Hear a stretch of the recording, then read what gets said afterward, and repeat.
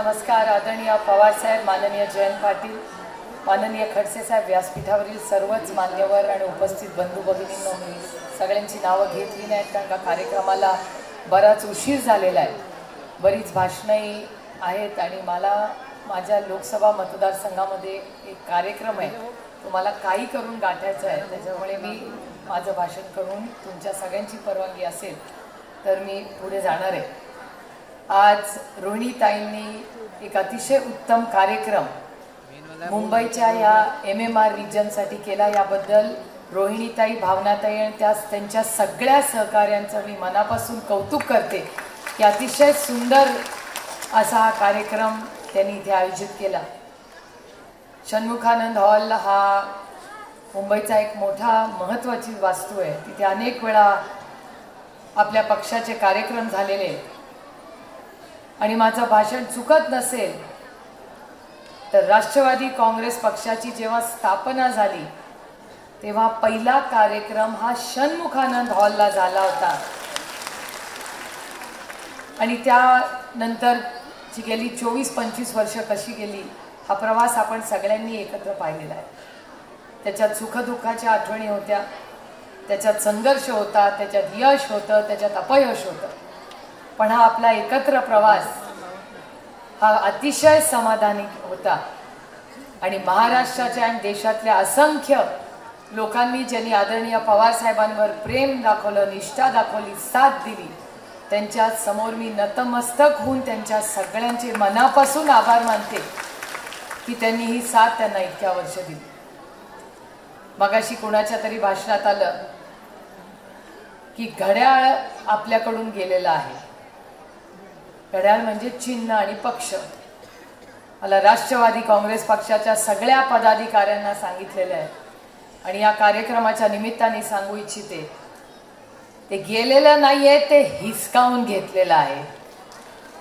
आणि हिसकावून घेतलेली गोष्ट दोन पद्धतीने आपण त्याच्याकडे बघू शकतो. एक तर आपण कोर्टात गेलेलो आहोत आणि जी वस्तू नाहीये ती, जो विचार आहे, जो पक्ष आहे, जो संघर्ष आहे, तो फक्त आणि फक्त आदरणीय पवार साहेबांचा आहे हे आपल्याला कुणालाही विसरून चालणार नाही. त्याच्यामुळे कोर्टात आपण गेलेलो आहोत. काही लोक म्हणतात हे रडत बसतील. मगाशाईची सिनेमामध्ये ती इमोशनल झाली मुलगी. पण मला एवढंच तुम्हाला सांगायचं आहे की आता रडण्याचे दिवस गेले, आता फक्त लढण्याचे दिवस आलेले. आणि हीच महिलांमधली खासियत असते. जेव्हा एखादा माणूस छोटं काही बोलून जातो ना तर डोळ्यात टचकन पाणी येतं. पण जेव्हा महिलेवर संघर्ष करायचा काळ येतो तीच महिला पदर खोचून ताकदीने लढते आणि महिला शक्ती सप्पे भारी पडते. लक्षात ठेवा सगळ्यांना. माझ्याबद्दल अनेक गोष्टी सांगितल्या गेल्या. मी मगाशीच एक फोटो काढला. मगाशी खडसे साहेबांनी काहीतरी सूचना लेखीला देत होते आणि तो क्षण माझ्या कॅमेऱ्यात मी टिपला. याला इंग्रजीमध्ये अनकंडिशनल लव्ह म्हणतात. ते प्रेम असतं, त्याच्यात व्यवहार आणि हिशोब नसतो. त्याच्यामुळे ते जे प्रेमाचं नातं आहे हे फार कमी लोकांना समजतं. प्रेमाची नाती असतात ना ती जपायची असतात. ते जपायला जास्त ताकद लागते, तोडायला फार हिंमत लागत नाही.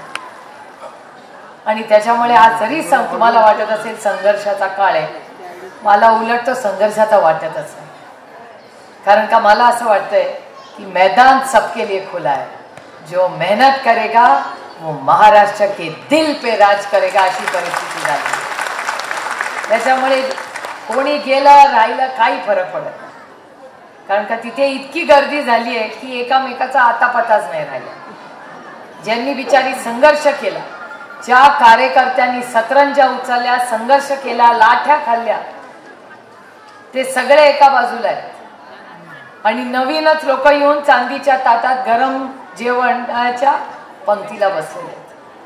त्याच्यामुळे तिकडे काय चाललंय याची फार चिंता न करता आपल्या घरात आपण बघूया की आपण आपला पक्ष, आपला विचार हा लोकांपर्यंत कसा पोहोचवणार आहे. कारण का हा काळ भारतासाठी, महाराष्ट्रासाठी अडचणीचा आहे. मी आज इथे यायच्या आधी अंगणवाडी भगिनींकडे गेले होते, त्यानंतर आशा वर्कर आंदोलना बसल्यात. मी विद्यार्थ्यांचे मनपूर्वक आभार मानते की आज आशा भगिनींचा आंदोलनाला कोणीही गेलेलं नाही. काल पहिलं कोणी गेलं असेल तर त्या विद्याताई चव्हाण गेल्या, आणि विद्याताईंनी नुसत्या गेल्या नाहीत, त्यांना घेऊन महाराष्ट्राच्या मुख्यमंत्र्यांची भेट घेतली.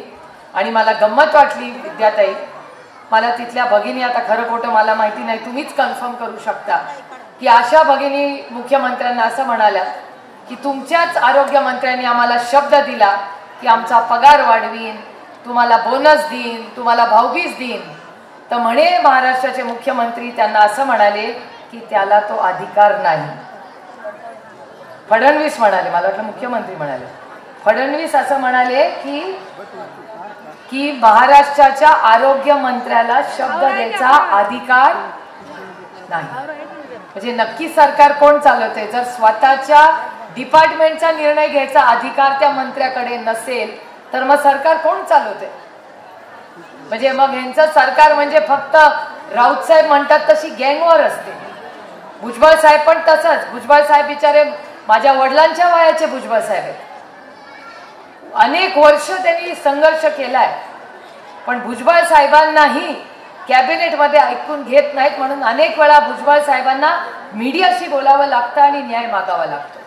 एवढे वरिष्ठ नेते, माझ्या वडिलांच्या बरोबर त्यांनी काम केलेले, त्यांच्या वयाचे आहेत ते, त्यांचा मनापासून मान सन्मान करतो आम्ही. मागच्याच आठवड्यात पुण्याला भेटले होते मला आणि अमोलदादांना. त्यांच्या व्यथा आणि त्यांचे अनुभव आम्हाला सांगत होते. आता सगळं काही सांगणार नाही, माझं पोट खूप मोठं आहे, त्याच्यामुळे पोटात मला गोष्टी ठेवायच्या कशा माहिती असतात. पण तुम्ही बघताय काय परिस्थिती या राज्यामध्ये. आणि आज त्याच्यानंतर मी एक थोडासा वेगळा विषय मांडणार आहे.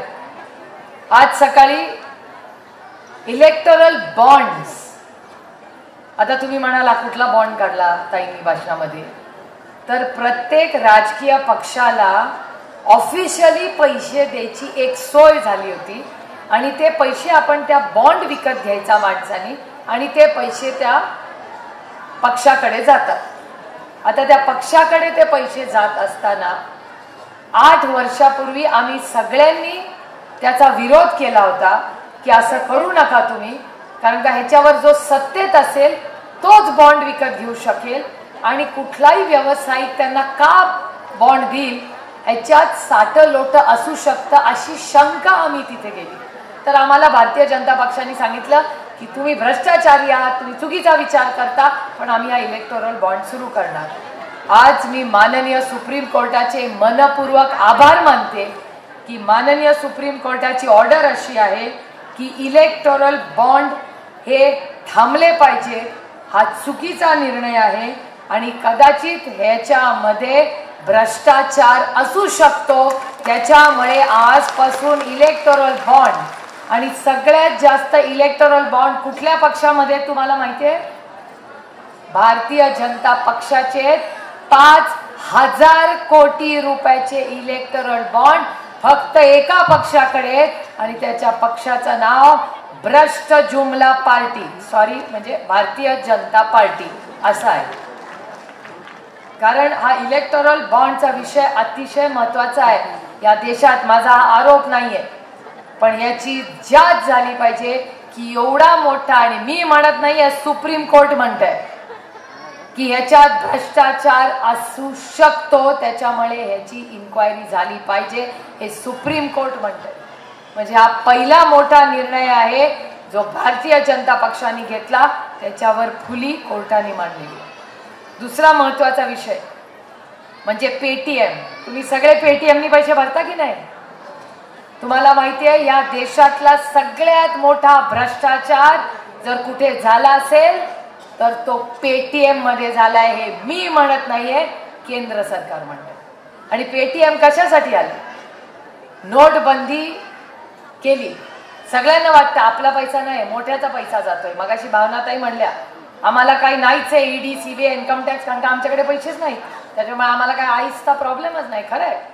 त्याच्यामुळे जेव्हा नोटबंदी झाली तेव्हा प्रत्येकाला वाटलं मोठ्याचा पैसा जातोय, माझ्या खिशातून काय झालं, बरं झालं खाल्लेच ना, जाऊ दे पैसे.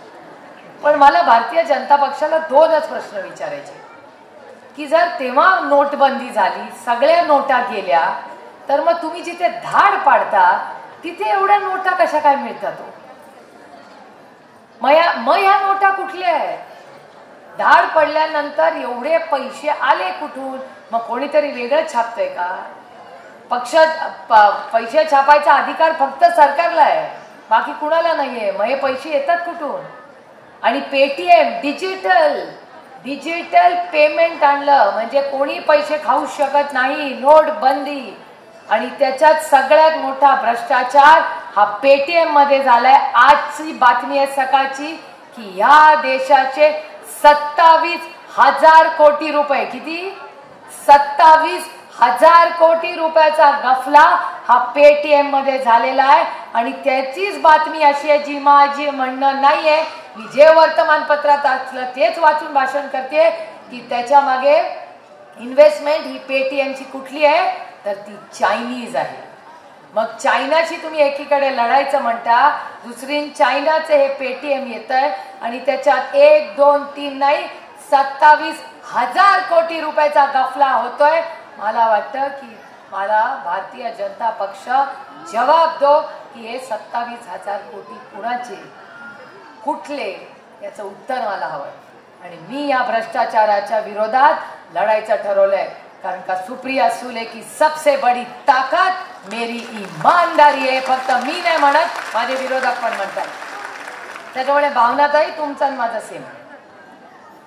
मला नाही भीती वाटत त्यांची. मी पार्लमेंटमध्ये पण फौजियाताई, वंदनाताई, मी एकदम, आम्हाला काय कोणाची भीती? तिथे अमोलदादा पण बसलाय. आम्ही पूर्ण ताकदीने, पाटील साहेब आज इथे नाही, श्रीनिवास पाटील साहेब, ते पण बोलतात. राष्ट्रवादी काँग्रेस पक्षाचे आम्ही सगळे जे ओरिजिनल आहोत ते पूर्ण ताकदीने बोलतो, कारण का आम्हाला आईसची भीती नाही. आईस म्हणजे बर्फ नाही. आईस म्हणजे ICE म्हणजे इन्कम टॅक्स, CBI, ED. आता गावात ED, मला खरं सांगा 10 वर्षापूर्वी ED माहिती होती का तुम्हाला? कुणाला माहिती नव्हतं. आज चेमळं पोर पण म्हणते हे भांडू नको, नाही ते ED लावतोय तुमच्याकडे. माझ्या आता गावागावात येतात, जाऊन विचारतात ताई हे गेले ना, ED मध्ये गेले का? म्हणलं मी नाही विचारलं, मी भानगडीतच नाही. आपल्याला इथे लढायचंच नाही कोणाशी, कारण का ही लढाई काय यांची नाहीच आहे. आपली लढाई अदृश्य शक्तीशी आहे. कारण महाराष्ट्रात भांडणं लावायची, मराठी माणसामध्ये मी भांडतच नाही कोणाशी. कशाला मराठी माणसांमध्ये भांडायचं? हे दिल्लीवाले आहेत ना, महाराष्ट्राचा द्वेष करतात, हा आरोप आहे माझा त्यांच्यावर. आणि मी एक स्वाभिमानी मराठी मुलगी आहे. तुम्ही जर चुकीच्या गोष्टी केल्या तर आम्ही मराठी माणसं एकामेकात लढवत बसणार नाही. एकामेकाच्या टांग घालून आमचा पक्ष आणि आमचं राज्य संपवणार नाही. आम्ही तुमच्याशी लढणार. अरे जो आपल्यापेक्षा गरीब असेल, कष्ट करणार असेल, वीक असेल, त्याच्याशी काय लढायचं? लढायचं असेल तर आपल्यापेक्षा ताकदवरवर लढा, त्याच्या लढण्यात मजा आहे. त्यामुळे आपल्यापेक्षा ताकदवर कोण आहे? आज महाराष्ट्राचा द्वेष कोण करतं? आज महाराष्ट्राच्या विरोधात कोण आहे? तर ती अदृश्य शक्ती. आता ती कोण आहे, काय आहे मला माहिती. महाराष्ट्राचे मुख्यमंत्रीच म्हणतात की अदृश्य शक्ती हा राज्य चालवतो. ठीक आहे, अदृश्य शक्ती आहे, ती कुठे आहे मला माहिती नाही. ती इथे आहे का दिल्लीत आहे का कुठे आहे मला माहिती नाही. पण या अदृश्य शक्तीच्या विरोधात लढायचा मी निर्णय घेतलाय. तुम्ही ठरवायचं आहे की या लढाईमध्ये तुम्ही काय करणार. आणि घाबरायचं तर अजिबात नाही. कोणाला घाबरायचं? आपण आपली बिलं भरतो, स्वतःच्या आयुष्यात जिंकतो. कोणाचा 2 पैशाचा चहा कधी पेलं नाही, कधी कोणाला पाजला नाही. त्याच्यामुळे पूर्ण ताकदीने आज महिला, तुम्हाला सगळ्यांना खूप मोठी जबाबदारी, कारण का अन्याय आपल्या सगळ्यांवर झाला. मागच्या आठवड्यात तुम्ही पाहिलं असेल, निखिल वागळे त्यांची गाडी फोडली. लाज वाटली पाहिजे त्या भारतीय जनता पक्षाला. गाडी फोडली, असीम सरोदे बसलेत आणि ते वाचवणारी कोण होती माहितीये का? मला अभिमान वाटतो तुम्हाला सांगताना, राष्ट्रवादी काँग्रेस पक्षाची भक्ती नावाची मुलगी ती मध्ये आली आणि त्यांना वाचवलं. त्याचा ड्रायव्हर पण आपल्याच एक सहकारी होता. त्याला निखिल वागळे म्हणाले, बाबा कोण आहेस तू? तो म्हणला काळजी करू नका, मी पवार साहेबांचा कार्यकर्ता आहे, मी नाही दगड धोंड्यांना घाबरत. तो तशीच गाडी नेली. आज निखिल वागळे स्वतः म्हणतात की आज मी आणि असीम सरोदे जिवंत आहोत कारण का या राज्यातला सगळ्यात या देशातला सुसंस्कृत नेता ज्याच्यावर मी अनेक वर्ष टीका केली पण त्यांनी कधी मला उत्तर दिलं नाही आणि त्याचा माणसाचं नाव शरद पवार हे मी म्हणत नाहीये निखिल वागळे म्हणतात. सुरक्षितता अरे काय समजतात हे यांची सत्ता आहे म्हणून काही करतील. पोलीस स्टेशन म्हणजे आपलं माहेर. आर आबा या राज्याचे गृहमंत्री होते. प्रत्येक महिलेला तिचा अधिकार होता की कोणी तुला काही बोललं पोलीस स्टेशनला सांग तू आर पाटलाची बहीण आहेस पोलीस तुझा न्याय करून देईल. आणि आज पोलीस स्टेशन मध्ये काय होतंय तर लोक बंदुकी घेत आहेत आणि एकामेकाला गोळ्या मारत आहेत. बघितलं का नाही सगळ्यांनी व्हिडिओ. मग आपल्याला आर पाटलांचं राज्य हवंय का देवेंद्र फडणवीसांचं हे राज्य हवंय हा निर्णय आपल्याला घ्यायचा आहे. हे सरकार काय माहिती का आपकी बार गोळीबार सरकार असं हे सरकार गोळीबारच करतात ते अजून काय करतात. त्याच्यामुळे या सगळ्या परिस्थितीमध्ये आपल्याला या सरकारच्या विरोधात प्रचंड लढायचं आणि ती लढाईमध्ये खूप मजा येणार. याचं कारण जे जे आरोप त्यांनी आपल्यावर केले आज ते डबल भारी त्यांच्यावर. कालचंच उदाहरण मी सांगते. काल त्यांनी एक मोठा प्रवेश घेतला. मला कोणीतरी विचारलं कसे काय गेले म्हणलं उन्हाळा वाढलाय आईसची गरज आहे सगळीकडे त्याच्यामुळे आईसमुळे बरेच मुवमेंट होताना दिसते आपल्याला. आता ही आईसच्या मुवमेंटमुळे मागच्या आठवड्यात एक व्हाईट पेपर फौजियाताई वंदनाताई अतिशय उत्तम पद्धतीने पार्लमेंटमध्ये काम करतात. त्या दोघींनी तो व्हाईट पेपर वाचलेला आहे. जे जे बघा हसतायत वंदनाताई कारण का वंदनाताईंना माहिती आहे की ज्यांची नावं त्या व्हाईट पेपरमध्ये होती एक आठवड्यानी ते सगळे भारतीय जनता पक्षात आहेत. एक आदर्श ठरवलाय त्यांनी. काही असू नका आदर्श म्हणजे मी आदर्श म्हणत होते तुम्ही काहीतरी चुकीचा अर्थ काढताय आदर्शाचा. काय चांगल्याचे दिवसच नाही राहिले. भाषण कुठल्या शब्दांनी करायचं ही पण आता अडचण झाली आहे. आदर्श म्हणलं की तुम्ही दुसरा अर्थ करता. माझा तो आदर्श नव्हता. माझा एक आदर्श त्यामुळे तो आदर्श शब्द त्या व्हाईट पेपरमध्ये होता आणि नंतर आज काय आदर्श झाला तुम्ही बघितलं. आपण आदर्श बघतोय चांगले चांगले कॅन्डिडेट्स आदर्श म्हणून त्यांच्याकडे बघत होतो. त्यांनी आज फॉर्म भरलेत बजाजच्या आदर्शाने. त्याच्यामुळे ही परिस्थिती अशी आहे. व्हाईट पेपर तसाच आणि हीच संघर्ष म्हणजे भ्रष्टाचार सगळ्या भ्रष्टाचाराचे आरोप जे झाले ते ऑफिशियल करण्याचं पाप जर कुठल्या माध्यमातून झालं असेल तर माझा आरोप आहे. याचं कारण ह्या सगळ्या वर्तमानपत्रात येत आहे की दोन पद्धतीने भ्रष्टाचार झाला. एक म्हणजे इलेक्टोरल बॉन्ड्स आणि दुसरं म्हणजे पेटीएम. त्यांनी ऑफिशियल केलाय भ्रष्टाचार आणि याच्या विरोधात आपल्याला लढायचंय कारण का ते तुमचे आणि माझे पैसे. त्याच्यात सर्वसामान्य माणूस भरडला गेलाय. त्यामुळे खूप मोठी लढाई आपली आहे आणि आपल्याला हा संघर्ष करायचा आहे. दुसरे मुंबईच्या महिला आहेत म्हणून सांगते राखीताई तुमच्या समोर सगळ्यात मोठं आव्हान म्हणजे एफडी आहे. जेवढ्या मुंबईच्या एफडी मोडलेल्या आहेत आणि ठाण्याला तर जितेंद्र आव्हाड तुमच्याकडे 6 कोटीच राहिलेत असं आज वर्तमानपत्रात वाचलंय. 6 कोटी रुपयेच राहिलेले आहेत आणि मुंबईमध्ये एफडी मोडण्याचं काम चाललेलं आहे. त्यामुळे या सगळ्या गोष्टीमध्ये पुढचे काही दिवस आपल्याला प्रचंड काम करायचं आहे. ते आता म्हणाल माझा काय संबंध पेटीएमशी माझा काय संबंध इलेक्टोरल बॉन्डशी. मी मुद्दामून हे मुद्दे आज घेतलेले आहेत कारण तुम्हाला कळलं पाहिजे ह्या गोष्टी आपण शेवटच्या माणसापर्यंत पोहोचवल्या पाहिजेत की ह्यांनी स्ट्रक्चर्ड भ्रष्टाचार केलेला आहे. व्हाईट कॉलर क्राईम आहे हा. त्याच्यामुळे ह्या भ्रष्टाचाराच्या विरोधात आपल्याला आपल्या राज्यासाठी आपल्या देशासाठी हा देश आणि राज्य वाचवण्यासाठी आपल्याला सगळ्यांना लढावं लागणार. महागाई बेरोजगारीवर माझ्यानंतरचे सगळे बोलतीलच पण मला एवढंच तुम्हाला सांगायचं आहे की आपण सगळ्यांनी सेवा सन्मान आणि स्वाभिमानाने पुढे काम करायचं. आदरणीय पवार साहेबांबद्दल जेव्हा जेव्हा तुम्ही बोलता त्यांनी इन्फ्रास्ट्रक्चर केलं नोकऱ्या केल्या सगळं केलं पण त्याबद्दल सामाजिक परिवर्तन केलं. यांच्या राज्यात कुठलं 10 वर्षात सामाजिक परिवर्तन झालंय मला सांगा ना. मगाशी ती मुलगी त्या सिरियल त्या फिल्म मधली म्हणत होती की मी जिल्हा परिषद लढणार मी सगळे इलेक्शन लढणार. अहो या केंद्र सरकारने लोकसभे आणि विधानसभेमध्ये आरक्षण पण आणलं पण त्या आरक्षणामध्ये त्याची तारीखच दिलेली नाही. 2024 मध्ये महिलांना आरक्षण मिळणार नाही ना लोकसभेला ना विधानसभेला आणि 2029 मध्ये मिळेल का नाही मला माहिती नाही. त्याच्यामुळे चेक सही केली आहे, आपलं नाव टाकलंय, पण त्या चेकवर तारीख टाकलेली नाही. आदरणीय पवार साहेबांनी आरक्षण दिलं, त्याच्यावर तारीख होती आणि त्याच्यावर अंमलबजावणी झाली. या भारतीय जनता पक्षाने आरक्षण दिलं, पण त्याच्यावर तारीख नाही. तो आणखीन एक जुमला आहे. त्यामुळे या सगळ्या विषयांचा अतिशय गांभीर्याने तुम्ही विचार करा आणि सेवा, सन्मान आणि स्वाभिमान हे बोधवाक्य घेऊन आपल्याला कामाला लागायचंय. सेवा मायबाप जनतेची, सन्मान शेतकऱ्यांचा, महिलांचा आणि ज्येष्ठ नागरिकांचा, आणि स्वाभिमान तुमच्या आणि माझ्या महाराष्ट्राचा. त्याच्यामुळे मी एवढीच विनंती करीन की रोहिणीताई, तुमची खूप मोठी ताकद आज महिलांची तुम्ही जी दाखवलेली आहे, त्यामध्ये चांगलं नेतृत्व पुढच्या काही काळामध्ये आपल्याला दिसेल. आणि मला एवढंच तुम्हाला सांगायचं की मलाही 2 ऑप्शन्स होते आयुष्यात. एका बाजूला संघर्ष होता आणि दुसरी बाजूला सत्ता आणि अदृश्य शक्ती होती. तुम्ही माझ्या जागेवर असता तर काय केलं असतं? एका बाजूला सत्य, एका बाजूला विचार, एका बाजूला संघर्ष आणि एका बाजूला वडील, आणि दुसऱ्या बाजूला सत्ता आणि अदृश्य शक्ती. तुम्ही माझ्या जागे असता तर काय घेतलं असतं, काय निवडलं असतं? संघर्ष. त्याच्यामुळे हा संघर्ष असला तरी संघर्षात मजा आहे, कारण का त्याच्यात खरेपणा आहे.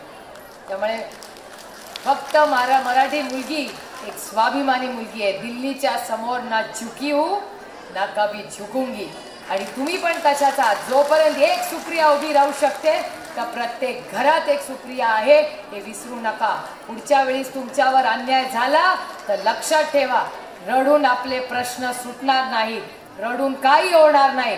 रडू नका, लढाईसाठी तयार राहा. कारण का मी कंबर कसली आणि त्याच्यातून मी स्वतःसाठी पुन्हा सांगते, मी काही मागणार नाहीये. पक्ष पण मला काय मागितला असता तर दिल खोल के दिला असता. अरे देण्यात जी मजा आहे ती ओरबाडून घेण्यात नाही. कुणाच्याही अश्रूवर आपल्याला आपला महल बांधायचा नाही. आपला महल स्वतःच्या कर्तृत्वाने शून्यातून विश्व उभं करू आणि ते भ्रष्टाचार मुक्त करू, हे मला तुम्हाला सांगायचं आहे. त्याच्यामुळे पक्ष मिळवण्यासाठी पूर्ण ताकदीने मी लढणारच आहे. पण जर त्यांनी ओरबाडून काहीतरी चुकीचं केलं तरी काही काळजी करू नका. नवीन पक्ष काढू, नवीन चिन्ह घेऊ आणि एक स्वच्छ स्वाभिमानी पक्ष काढू आणि या महाराष्ट्राची आणि देशाची सेवा करू. जेव्हा फक्त आपलं नाव नाही, आणि मी म्हणून म्हणते की सुप्रिया सुळे फक्त शरद पवारांची मुलगी नाहीये, ती प्रतिभा पवारांची पण मुलगी आहे. त्याच्यामुळे आई वडिलांचं नाव मी रोशन करून तुम्हाला अभिमान वाटेल की काही दिवसांनी स्त्री भ्रूण हत्या बंद होईल आणि मुलं भ्रूण हत्या होईल. त्यामुळे असं आपल्याला काही करायचं नाहीये, ही चेष्टेचे भाग आहे.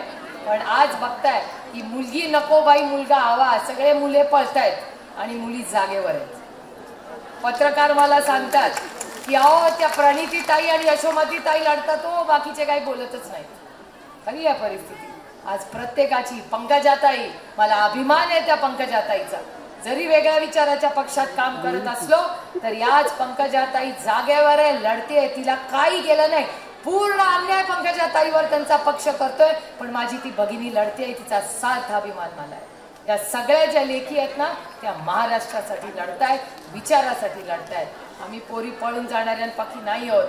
आम्ही किती संघर्ष करला तरी संघर्ष करू आणि यशस्वी होऊ. एवढंच म्हणून भावनाताई आणि रोहिणीताईंचे पुन्हा एकदा मनपूर्वक आभार मानते. अतिशय सुंदर कार्यक्रम तुम्ही इथे केला, याबद्दल तुमच्या सगळ्या टीमचं कौतुक करते, आभार मानते आणि मतदारसंघात जायला आपली रजा घेते. जय हिंद, जय महाराष्ट्र, जय राष्ट्रवादी. एबीपी माझा, उघडा डोळे बघा नीट.